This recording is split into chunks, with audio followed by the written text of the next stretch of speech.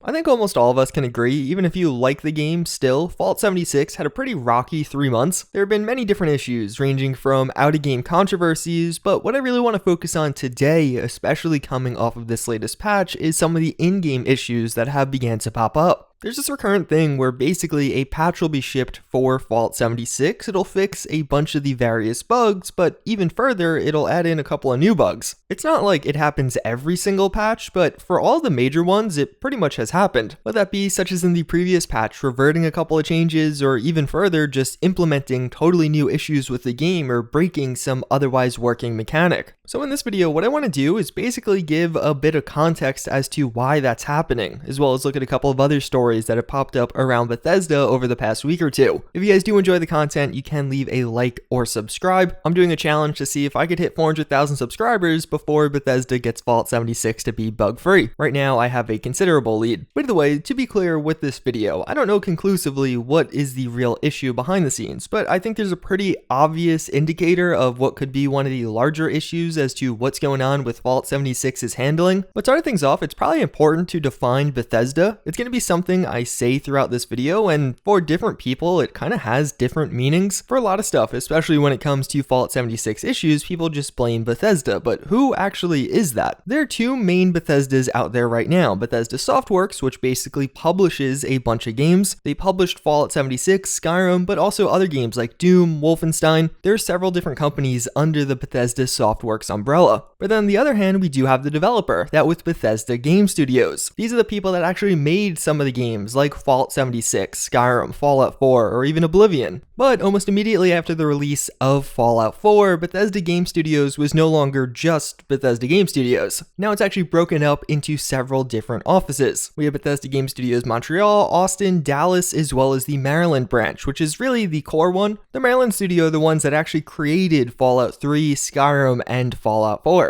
None of those other studios existed at the time of those games' creation. But as I mentioned before, following the release of Fallout 4, Bethesda started opening up some of these other studios, and that brings us to really what I think is the major issue behind Fallout 76. Even though many people say Bethesda is working on Fallout 76, that's not necessarily true. Not all of Bethesda Game Studios worked on this game, and even further, as of right now, it seems like only one of these studios is actually working on it. That being Bethesda Game Studios Austin, previously known as Battlecry Studios. As far as Bethesda Game Studios umbrella goes, with all of their various studios now, this is one of the least experienced and honestly smallest. To give a brief history of this, ZeniMax actually started Battlecry Studios back in 2012. ZeniMax is the parent company of Bethesda Softworks and also Bethesda Game Studios. They're the owners, but they also own several of the other studios that Bethesda Softworks publishes for. So they started Battlecry Studios to create this game known as Battlecry. It was going to be a freemium PvP shooter. There's a lot of comparisons made between Battlecry and Overwatch. So really, both of them were just clones of Team Fortress 2. And it seems like one of the real driving forces behind this new studio was actually Rich Vogel. He's decently well known in the gaming industry. He worked on some of the Mass Effect games. He worked on Star Wars Galaxies. Well, either way, the production of this new Battlecry game wasn't going over too well. By 2015, we found out that it was being shelved, and this studio actually started working on some other projects. Since it was owned by ZeniMax, it started helping out some of the other ZeniMax studios. They're actually the team responsible for partially getting multiplayer working in Doom, but even further, following that, they actually were tasked with getting multiplayer working in the Fallout engine, otherwise known as the Creation Engine. A multiplayer Fallout apparently was an idea they threw around while actually creating Fallout 4, but they realized it was going to be way too difficult and never went forward with it. Following the release of Fallout 4, this studio was tasked with seeing if they could make it happen, especially considering the fact many of them actually did have experience in creating multiplayer games, as they did with Doom and as they were attempting to do with Battlecry. But even further, Battlecry was meant to be a game that was free and mostly funded by microtransactions. So the studio and the team behind it had a staff that was equipped to actually handle that kind of game and create one. Do you ever wonder why Fallout 76's Atomic Shop runs so smoothly? And the interesting thing about this is, even though Fallout 76 technically started production only shortly after the release of Fallout 4, not many people were working on it. It seemed like a good chunk of the development time between 2015 and 2018, when the game was eventually eventually released, was simply spent on getting the multiplayer component working. Immediately after Fallout 4's release, the core studio in Maryland, the people that you probably know Bethesda Game Studios for, the people behind Skyrim, Fallout 4, actually immediately started working on their next game, that was Starfield. Then seemingly once Battlecry Studios or Bethesda Game Studios Austin got the multiplayer components mostly working, the Maryland branch also started work on Fallout 76, and thus we have the game we see today. But there's two important considerations here. First and foremost, Bethesda Game Studios Austin is very inexperienced as a studio. They've never created their own game. They worked on Battlecry quite extensively, then added multiplayer to Doom, and helped add multiplayer to Fallout 76. This is the studio that is mainly maintaining Fallout 76 right now. Like when you see a bunch of these updates getting pushed and some of the DLC coming out, these are the people working on it. The people back in Maryland, the Bethesda Game Studios most people associate with Bethesda Game Studios, are working on Starfield again. And even further, it's not actually clear how long Maryland spent on Fallout 76. We know that immediately after Fallout 4, they started on Starfield. During this 3-year window, did they only spend 6 months to a year actually contributing to Fallout 76, or potentially even less time? It's really never clear when they switched off or when they switched back on to Starfield even recently. But I wouldn't be surprised if maybe when the beta started for Fallout 76, the big studio actually switched back over to Starfield, and that's why things started working at a snail's pace going forward. Hence not having a ton of bugs fixed in between the beta and the full release of the game, or even now a couple months later. But even further, one of the other concerning parts of the studio, just outside of their inexperience, do you remember Rich Vogel, the guy I talked about as being the president of the studio? He actually left the studio in 2017 before Fallout 76 even came out, but after they were well underway with working on it.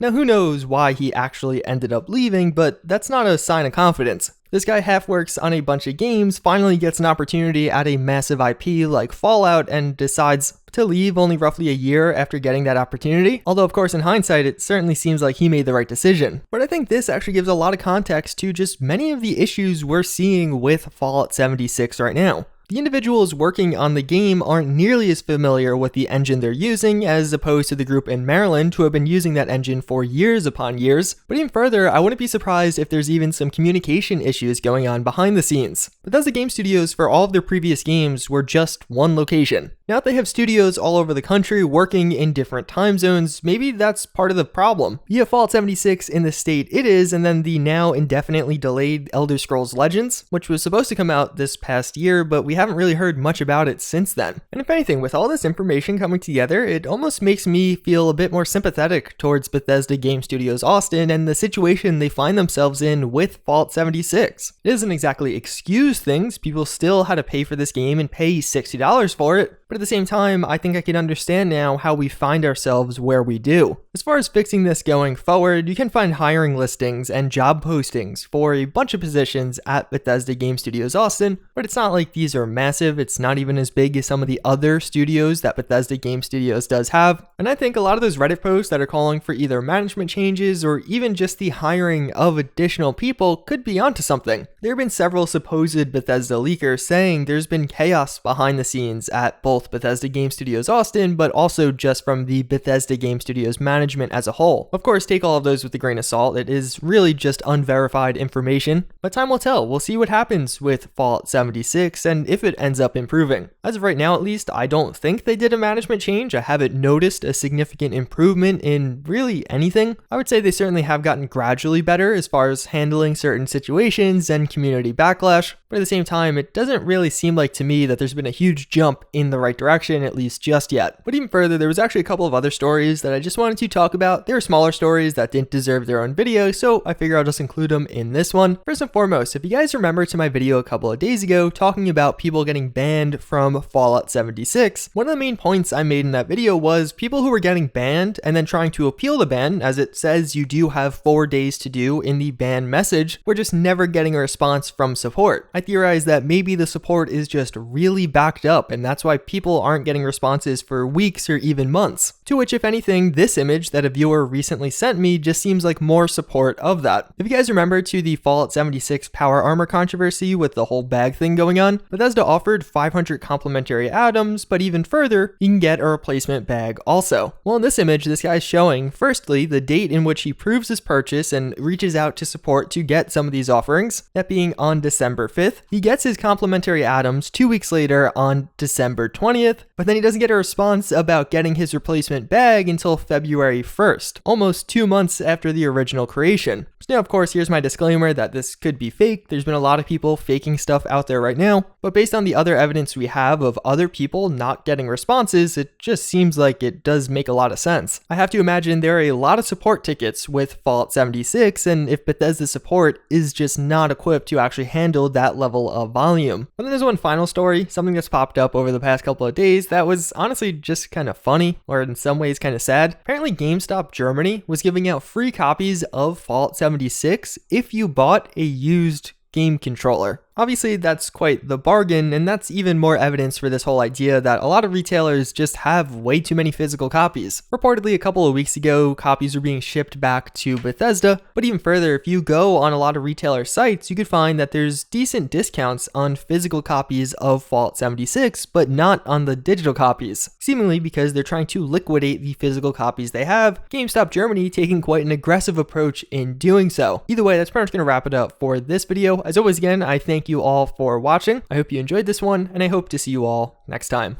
Later.